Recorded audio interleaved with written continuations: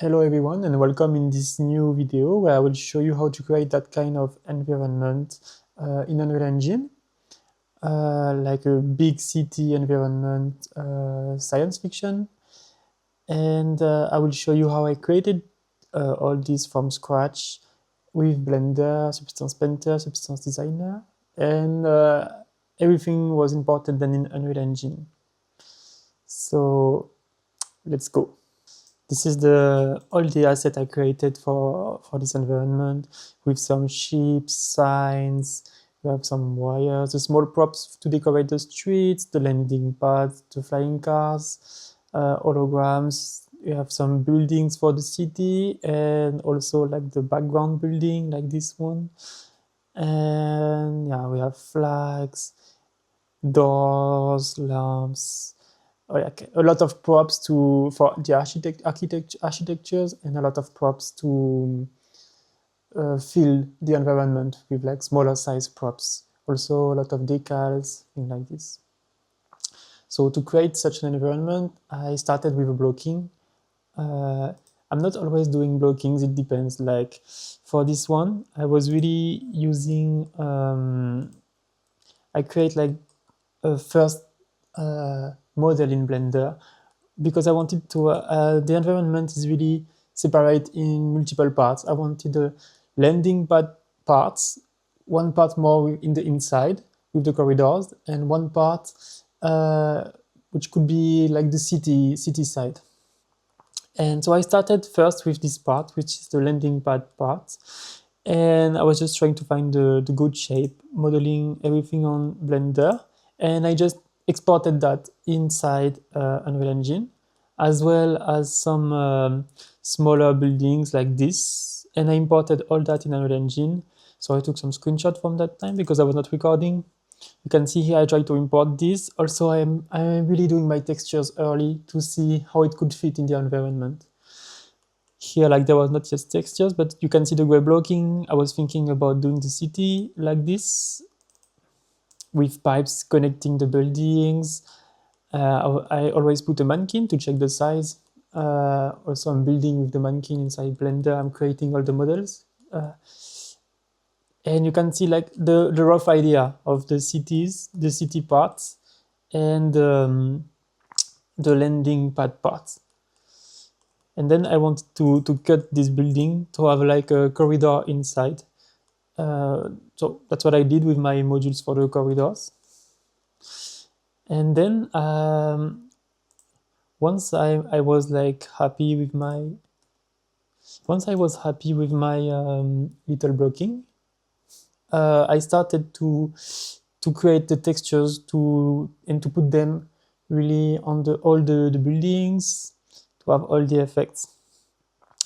So the way I approach textures are specific depending of what I'm creating. For example, here I wanted to build, of course, like big mesh like this, big buildings, the doors, and I want everything to fit together. So the best approach for me was to create some trim sheets. The trim sheets and tile textures. For example, I created this trim sheet you can see here. So I can reuse like the grid panel, some panel for the floor, or sometimes the walls, and to put some emissive to play with the light. As you can see, wait, not this one. As you can see here, for example, this is a part of this trim sheet. So this was built entirely on Substance Designer, where I'm using some patterns to create shapes, and then I will put them inside the trim sheet. Okay, and after building the wall material, I'm just exporting three outputs: the diffuse texture, the aero RM, which is like the compact. They are all compact together, the texture of AO, roughness, and metallic, and the normal texture. Once I have exported my textures, I will always import them in Blender, and I will start to UV the buildings from this texture I created in Substance Designer. I will just create a simple material here, for example, for the trim. for the trim sheet. And I will just add the few texture I created. The diffuse will go in the base color. I will split the area RM to have a better result. So I can have like the roughness and also the metallic, which this one is not plugged. It's mostly for preview and to be able to really unwrap correctly the buildings. I add the emissive, the normal map. And then you can play with the UV. For example, I will take this building. So you can see for this building, I only model like a quarter of the building and then I mirror it. Talk. For this building, we have multiple material, 2 trim sheets and 1 time material, and 1 material for the windows that are here at the bottom. And it's really a simple way of texturing. Like it can be a bit long, but you can get used to it. And it becomes really handy to build any kind of building with the same style thanks to the trim sheet. So for example, I will take this part, and let's say I wanted more to add grids for this part. You can easily edit the whole building really fast. Like say you want to put some grid here. You can see when I'm moving on the UV, it changed the material on the building. So you can really edit them really fast. This way you can create like Unix building, but with that share the same textures. So it's pretty easy and fast to create, and also like you reduce the amount of texture you need. You just share the same textures and materials across all the buildings. Okay, and once I'm happy with my building, I export it inside Unreal Engine. Let's check, it was this one. And I can just put it inside the environment like this. And so little by little, I build over the blocking. And once I'm happy with the big shapes, I will try to add more and more smaller details like the street lamps, antennas, the bench. This one, they are not textured the same way. I'm not texturing them with trim sheets, but I'm more texturing them with Substance Painter to have unique textures also. Because otherwise you can really notice the pattern then that the trim sheet is all over the map. So better to mix it for me with unique textures. So I will just show you this on Substance Painter. So for example, here you can see the street lamp, the antennas, the bench, and these were created in Blender. And then textures on Substance Painter like this. I'm sharing the textures across multiple objects to reduce the numbers of textures, of course, because if I do like 1 material per object, it will be a lot of textures. So I'm really grouping them in the UVs to be more efficient. Here you can see the street light. I wanted to do like a little variation between two. There's some neon light and the antennas. I wanted to decorate for the street. So for this material, it was like, you see, it's like I try to keep things really simple when I'm building environment. So this is a simple material with metal, and I wanted to add some details, of course, on the edge to scratch a bit the metal. And I wanted to keep them a bit like dark, that's why I put them black and mix them with some silver color. And the same as for the trim texture and the tiling textures, I'm exporting them only as AORM path.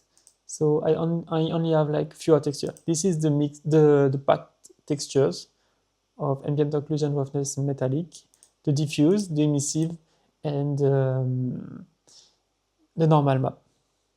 And when I go in Unreal Engine, you can see this is like the object is like this, and his material, I built a master material that to give me some parameters, and then from this material, master material created material instance for each object. And you see that I exposed the parameters for the textures everywhere here, so you can tweak the color, the emission. You can play a bit with everything like this. You can tweak the the AO like this. I will show you here because the texture are baked, so you can easily tweak the AO. I add some detail on my map. For example, if I want to be up close and you want some detail like this, and they are separated, you can just style it uh, here. You can tile it so if you want really up close rendering, oh, it's up to, okay, it's good. You can see it here, and you can put any textures here to add some detail. You see without it and with it. Okay, and any detail, like I also put some mask all over the maps, all over the world, so it will vary. It will not have the same roughness between two objects, one next to each other, not the same mask. Okay, this is the way I built my material. Once I put my big buildings, my smaller props, I also want to add a sign to play. So I wanted something more like looking in the style of Star Wars or alien language. So for the hologram, I created my own material to do this effect, which is also pretty simple, and I export some parameters. You see the material for the hologram is really simple. I put these textures sorry, that is like my all my letters for my alien language that I created in Photoshop. And from this letter, I'm mixing them with some lines like this to do the hologram effect, and also with some mask to make it a bit imperfect. And then you can just have some parameters here for the emissive and for the intensity of the emissive and the color. And look, so once you have this, you can really see like this is so the lines that are in the master material, the small imperfection that you can remove if you want, and you can just tweak the parameter here then to have the color you want. For example, you want it red, be less more intense the emissive, and you can also tweak the lines like this. So you can really play with any of the parameters. And this one is the mask, so you can really you can put any mask also to mix it. If you have your own mask, if you have your own own letters, you can just replace them. And this mesh is just a simple plane. This mesh is just a simple plane like this that you can see made on Blender, and I'm creating the UV. I'm playing with the UV on the textures. I'm placing the UV here on this texture. Up. This kind of holograms, they are mixing so the trim sheet that I did before, and I put a plane in the middle and applying the textures on the UV to have this kind of hologram effects too. On top of this hologram, I didn't wanted only holograms. I wanted some solid signs like this one, like you can see here. And so I wanted, of course, the same letters, and I just built them in Blender from the texture, the alpha texture I created in Photoshop. Sorry. And all these one are really simple mesh and textures. They are texture inside Substance Painter, and the same as for the other texture. You can edit the colors like this. You can play with the color and look for what the result you want.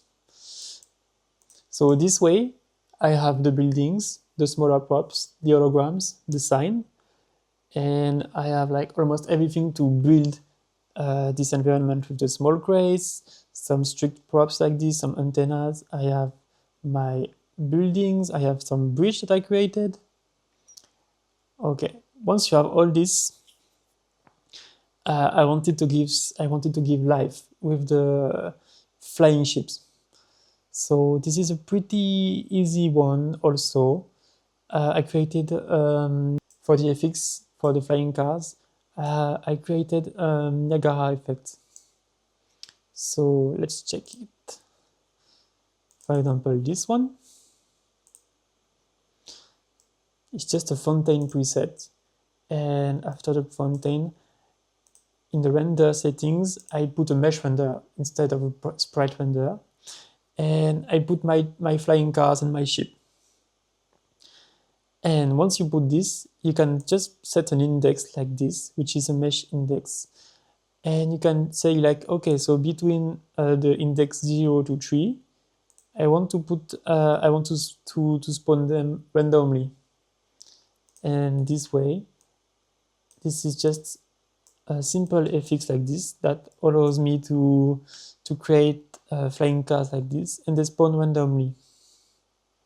You see? Okay. And yes, that's all.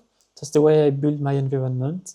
So it was mostly created on Blender for all the assets and textures with Substance Painter, Substance Designer for the big mesh, Substance Painter for the smaller ones.